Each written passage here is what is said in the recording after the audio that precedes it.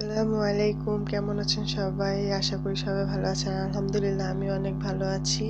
আজকে আবারও চলে আসলাম নতুন একটা রেসিপি নিয়ে, ছোট মাছের রান্না। তো ওই তো ছোট মাছগুলো আমি কুটে বেছে নিয়েছি, ২ টা টমেটো নিয়েছি আর ২ টা মূলা নিয়েছি। যার যেভাবে খুশি সেভাবে নিতে পারেন। মূলাটা ইচ্ছা করলে নিতে পারেন, নাও নিতে পারেন, যার যেটা খুশি। কিন্তু রান্নার প্রসেসিংটা সেম টু সেম থাকবে। এই তো আমি সবকিছু কেটে ধুয়ে পরিষ্কার করে নিয়েছি। আমি এখন পেঁয়াজ মরিচটার ভেতরে দিয়ে দেবো পরিমাণ মতো লবণ, হলুদ গুঁড়া, মরিচ গুঁড়া। রেগুলার রান্নায় আমাদের যা লাগে সেটাই দেবো। দিয়ে একটু ভালো করে পেঁয়াজটাকে কচলে কচলে মেখে নিব।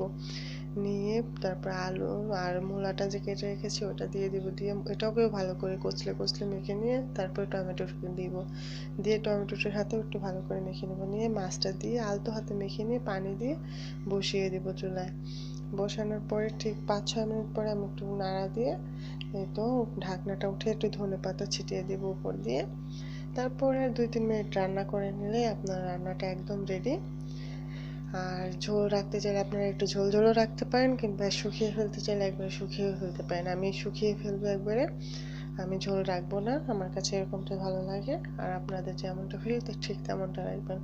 রান্নাটা যেমন দেখতে সুন্দর তেমন কিন্তু খেতে মজা। এই তরকারি দিয়ে ১ প্লেট ভাত অনায়াসে খেয়ে নিতে পারবেন। ভিডিওটা যদি ভালো লেগে থাকে অবশ্যই একটা লাইক দিয়ে পাশে থাকবেন। আজকে ভিডিওটা এই পর্যন্তই। আল্লাহ হাফেজ, টাটা।